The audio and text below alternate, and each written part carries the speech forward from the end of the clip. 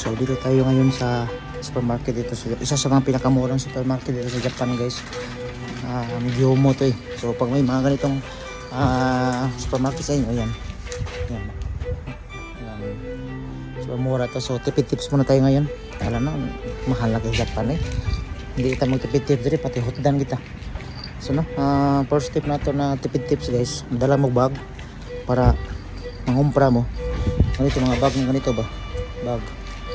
Mahal ang plastic guys, 3 and 5 yun. So tara, sold ta. Tapos guys, kape. Yan. Ito may mga limited offers, so plus 20 grams. So maganda to siya guys, no? So mahilig magkape. Huwag na kayong bumili ng vending machine guys, sa 100 yen guys. Kala nyo lang, mura lang yun. Mahal din yun eh. Uubutin yung coins mo doon, hindi mo mapansin. So ito, ilang cups na to, tinan nyo. 97 cups. Ulo na. Tapos 368 lang. So biwais muna tayo ngayon sa Japan guys, no? Mahirap lang guys eh. Tapos bawasan nyo na yung mga ano nyo guys, mga ito, kamay, mga asukal ba. Kasi nakaedad na kayo eh. Ikaw ngayon 30 plus ka na, di ba? O mapa 40 ka na. Iwasan mo lang yung kamay, asukal, matatamis ba. So dito na tayo sa pure black lang muna tayo. Dito tayo ito ng isa. Kasi mahilig talaga ako sa black coffee. So hindi na tayo pwede magkamay kasi nga yan yung isa sa mga pansin mo na medyo may edad ka na ba. Hindi ka na pwedeng magkamay asukal sa kape. Mura lang guys, grabe, sobrang mura na yun.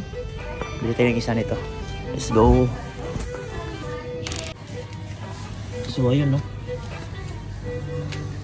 dito tayo sa mga ano makakatulong sa atin sa Japan. So ito 4 pieces ano to, flex, tuna, isda ba. So sa sobrang mahal na ngayon guys sa Japan, tsaka mura yung yen. So diskarte tayo paano mag-budget talaga ngayon kasi parang saglit lang yung sahod natin eh. So ito na ito yung sagot, 300 yen. So apat na to, ano to, fried tuna. Yan tuna to guys, apat na pieces, maraming flavor to, at least healthy pa ba. Yan imagine nyo guys, apat na pieces, 100 yen lang isa kasya na to isang buwan guys. Tapos itlog lang tayo. Wala talaga, pag hindi ka talaga marunong dito ngayon, medyo maubusan ka talaga. May mga iba naman dito. Ito ano to, saba. Ito lang tulingan sa atin ba. Medyo mahal to konti, no? Ito maganda. Ito na flex, ito na flex. 168 lang guys, no? Try nyo lang to guys, no? Ito lahat ng mga ito. Mga dilata ba? Mura to eh. Yun na yung mga tips ko ngayon guys. Medyo alanganin na talagang budget guys eh. Bili kayo agad guys bago magnagayo sa may, para meron kayo pagkain pagkatapos ng gala nyo ba. Mahal yun, 3 and 5 mahal yun. Naging white ito sa Japan. Dala ko ng mga naman. Alam.